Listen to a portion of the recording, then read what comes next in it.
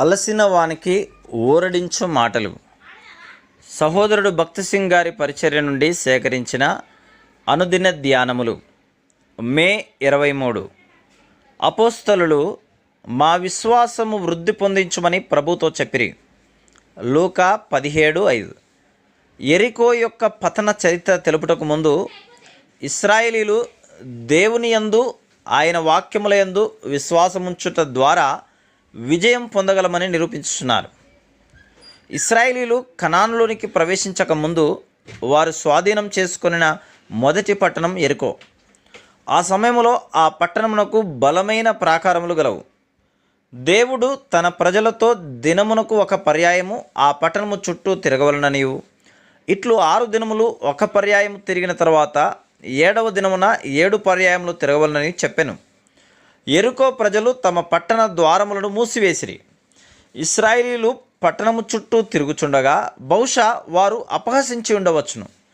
ఇంత బలమైన గోడలను ఎట్లు పడగొట్టగలరని ఆశ్చర్యపడి ఉండవచ్చును. యాజకులు బూరలు ఊదుచుండగా, జనులు ఆర్భాటముగా కేకలు వేయుచుండగా ఆ పట్టణ ప్రాకారములు కూలుననియు, జనులు తమ ఎదుటికి చక్కగా ఎక్కి పట్టణమును పట్టుకొందురనియు దేవుడు వాగ్దానం చేసెను. నా మట్టుకు నేను భూకంపము వలన పట్టణపు గోడలు కూలుట చూస్తేని, అవి కుప్పగా కూలినవి కానీ సమముగా చదునుగా కాదు. కానీ ప్రభు చెప్పిన విధముగా 3400 సంవత్సరముల తర్వాత జరిగిన త్రవ్వకములలో ఆ యెరికో గోడలు సమముగా కూలినవని తెలియచున్నది. ఇది విశ్వాసం యొక్క విజయం. మొదటి దినముననే గోడలు కూలినట్లు దేవుడు చేయవచ్చును. కానీ ఆయన అసాధారణమైన ఆజ్ఞకు వారు విధేయులగుట ద్వారా వారి విశ్వాసం వృద్ధిపరచగోరెను. శక్తివంతమైన పరిచర్య చేయుటకు మనకు దేవుని యందు కానీ ఆయన వాక్యమునందు కానీ ఎట్టి అనుమానము లేని బలమైన విశ్వాసం అవసరం.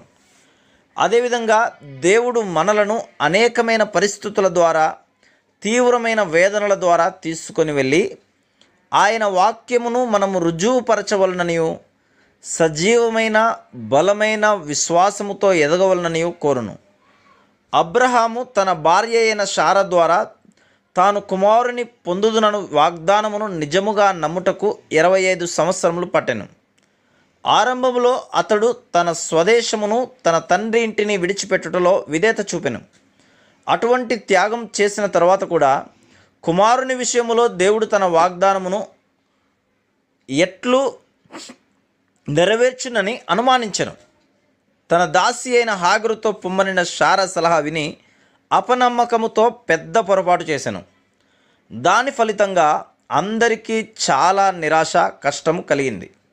అబ్రహాము యొక్క 25 సంవత్సరముల పరీక్షా సమయం దేవుని ఉద్దేశంలో ఉన్నది. దేవుని వాక్యమునందు విశ్వాసము లేకుండా మనం ఆయనను సేవించలేము. మన మానవ బలహీనతలు, హద్దుబాట్లు, పరీక్షలు, శోధనలు, పేదరికం వైపు చూచిన ఎడల మన జీవితంలో దేవుని వాక్యం నెరవేరుట అన్నది అసాధ్యము అనిపించును. కానీ మనం దేవుని యందు, ఆయన వాక్యమునందు విశ్వాసముంచిన ఎడల ఆయన మనకు విజయమునిచ్చి వాగ్దానమును నెరవేర్చును. నా విశ్వాసమును బలపరచుటకు 5 సంవత్సరములు ఆయన చాలా అసాధ్యమైన పరిస్థితుల ద్వారా నన్ను తీసుకొని వెళ్ళినందుకు నేను దేవునికి కృతజ్ఞతలు చెల్లించుచున్నాను. ఇప్పుడు నేను అన్ని విషయములలో ఆయనను స్తుతించెదను. విశ్వాసమును గురించి పుస్తకములు చదువుట ద్వారా విశ్వాసం కలగదు. కానీ బంగారము అగ్నిలో వేయబడి శుద్ధి చేయబడినట్లు శుద్ధి చేయు అగ్ని పరీక్షల ద్వారా దేవుడు మనల్ని తీసుకొని వెళ్ళినప్పుడే మన విశ్వాసము రుజువుపరచబడును, బలపరచబడును.